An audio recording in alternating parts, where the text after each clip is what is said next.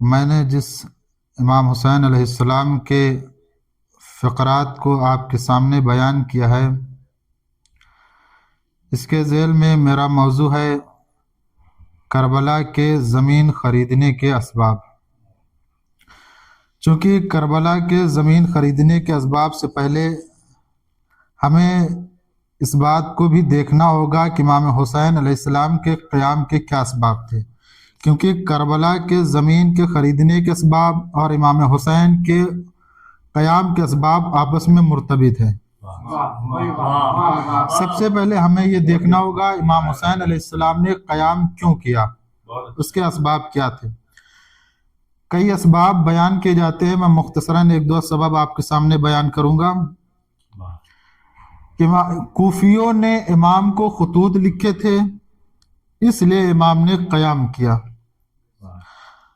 حالانکہ آپ تاریخ پر نظر کیجئے تو امام علیہ السلام نے 28 رجب کو مدینہ چھوڑ دیا تھا، یعنی قیام کی ابتدا ہو گئی تھی، اور 3 شعبان کو مکے میں وارد ہو چکے تھے۔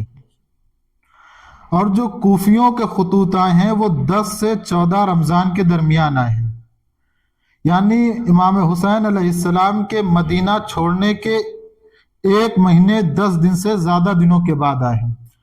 جب کوفیوں کو یہ معلوم ہوا امام حسین علیہ السلام سے بیعت طلب کی گئی ہے، آپ نے بیعت سے انکار کر دیا ہے اور اس وقت عازم مکہ ہیں، اس وقت کوفیوں نے خطوط لکھے تھے کہ ہم آپ کی حمایت کے لیے آمادہ ہیں، آپ آئیے۔ یعنی کوفیوں کے خطوط بعد میں ہیں، امام کے قیام کی ابتدا پہلے ہے۔ یعنی ایک نظریہ یہ عامل ہم کہہ سکتے ہیں عامل، لیکن یہ خاص عامل نہیں ہے۔ دوسرا عامل جو بیان کیا جاتا ہے وہ یہ کہ امام حسین کو بیعت یزید سے انکار تھا۔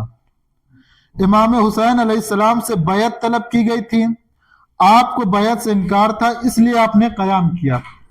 یہاں پر اشکال یہ ہے کہ اگر یزید بیعت طلب نہیں کرتا تو کیا امام حسین قیام نہیں کرتے، یا یہ کہ امام حسین علیہ السلام کا سبب، قیام کا سبب ان دونوں سے علیحدہ کچھ اور تھا، اور وہ یہ تھا کہ جب یزید جیسا ظالم جابر اسلام کا حاکم قرار پائے تو اس وقت ہر مومن پر واجب ہے وہ قیام کرے،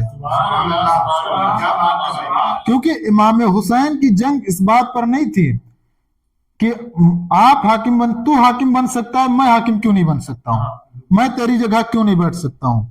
اگر امام حسین علیہ السلام یزید سے کہتے کہ مجھے حجاز کی حکومت دے دیجئے تو وہ دے دیتا، اگر امام حسین علیہ السلام اس سے کہتے مجھے یمن یا عراق کی حکومت دے دیجئے وہ دے دیتا، اگر مولا کہتے کہ میں آزاد حکومت چاہتا ہوں، یعنی ایک ایسی حکومت چاہتا ہوں جہاں چاہوں بیت المال خرچ کروں، کوئی تمہاری دخالت نہ ہو، وہ دے دیتا۔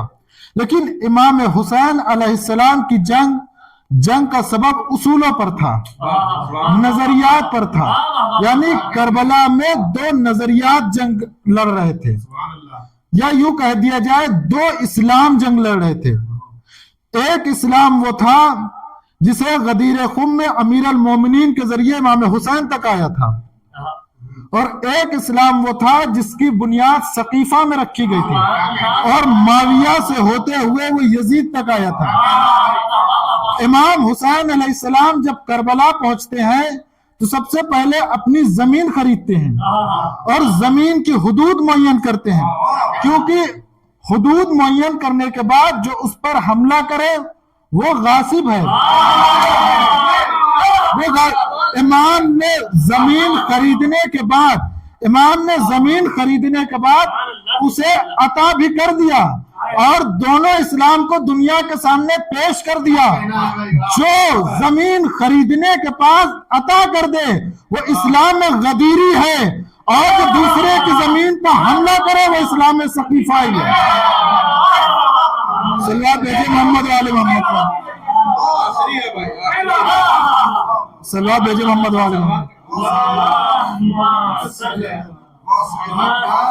یعنی 2 اسلام امام حسین علیہ السلام نے پیش کیے تھے۔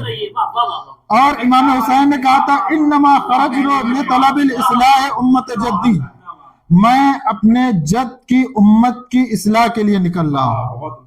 اور امام حسین نے زمین خرید کر سب سے پہلے امام نے زمین خرید کر کے امت کی اصلاح کے لیے عملی نمونہ پیش کیا کہ جب تمہیں گھر بنانا ہو یا تمہیں رہنا ہو تو تم پر واجب ہے پہلے زمین خرید کر اپنی ملکیت بناؤ پھر گھر بناؤ۔ اچھا، امام حسین نے یہاں پر حقوق الناس کا بھی پیغام دیا،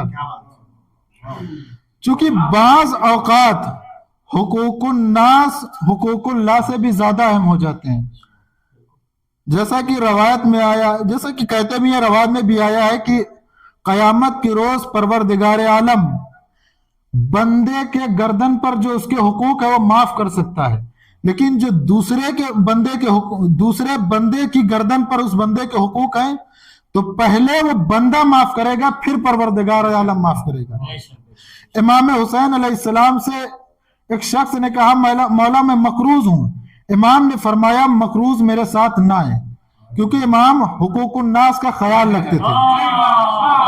امام نے کربلا میں حقوق الناس کا خیال رکھا، اور اخلاقی لحاظ سے دیکھیں تو امام نے صرف وہ زمین نہیں خریدی جس پر آپ کو خیمے لگانے تھے یا جہاں پر آپ کی قبر بننی تھی، بلکہ امام نے 4 میل کا مکمل خطہ خریدا، 4 فرسخ کا مکمل خطہ خریدا، تاکہ میرے چاہنے والے کسی کا خون کسی دوسرے کی زمین پر نہ گرے، اور جب کل میرا کوئی زائر آئے تو اس کے قدم کسی دوسرے کی زمین پر نہ پڑے۔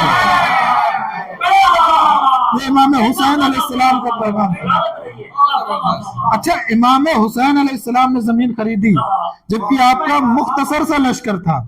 اس کے برعکس ہم دیکھتے ہیں یزید کا بڑا لشکر تھا، لیکن یزید نے کوئی زمین نہیں خریدی، یزیدی لشکریوں نے، لیکن امام نے خریدی، کیونکہ امام جب نکل رہے تھے اس وقت کہہ رہے تھے وَأَسِيرَ بِسِيرَةِ جَدِّي وَأَبِي، میں اپنے نانا اور اپنے بابا کی سیرت زندہ کرنے کے لیے جا رہا ہوں۔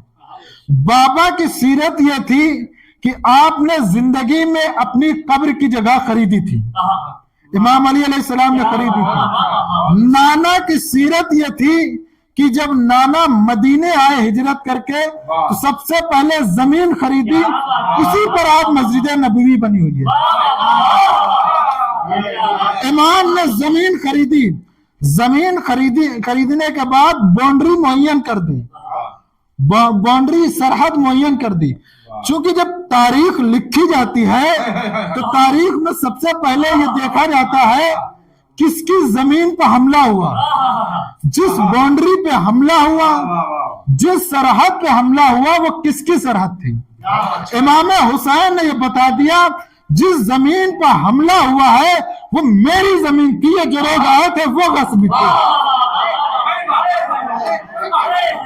اچھا، امام کو یہ بھی معلوم تھا کہ میرے چاہنے والوں کا خون بہے گا، میرے دوستوں کا خون بہے گا، میرے گھر کے مردوں کا خون بہے گا، اور میرا روضہ تعمیر ہوگا۔ امام نے وہ زمین خرید کے دنیا کو یہ پیغام دے دیا کہ جہاں میرا روضہ بنا ہے وہ میری خریدی ہوئی زمین ہے، کسی کی غصبی زمین نہیں ہے۔ درود بھیجے محمد وآل محمد۔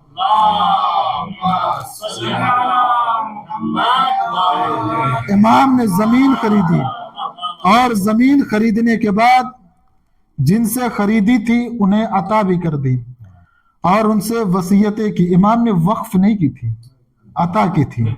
عطا کرتے وقت ان سے وصیت بھی کی، دیکھو میں یہ زمین تمہیں عطا کر رہا ہوں، لیکن میری 2 شرطیں ہیں۔ انہوں نے پوچھا مولا کیا شرط ہے؟ امام نے کہا جب میرا زائر آئے تو اسے 3 دنوں تک مہمان رکھنا۔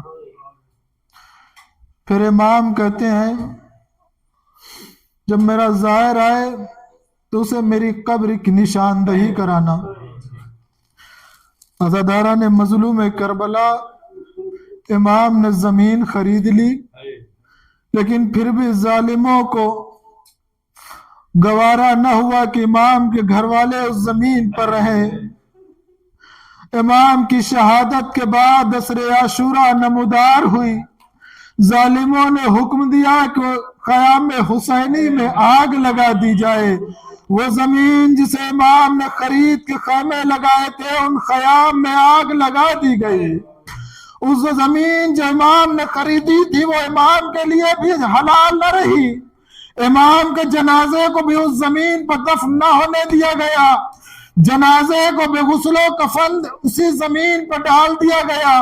यही वजह थी जब शाम गरीबा नमूदार हुई, बच्चे जले हुए खैमों की राख पर बैठे हैं। जनाब ज़ैनब देखती है, एक बच्ची नजर नहीं आती।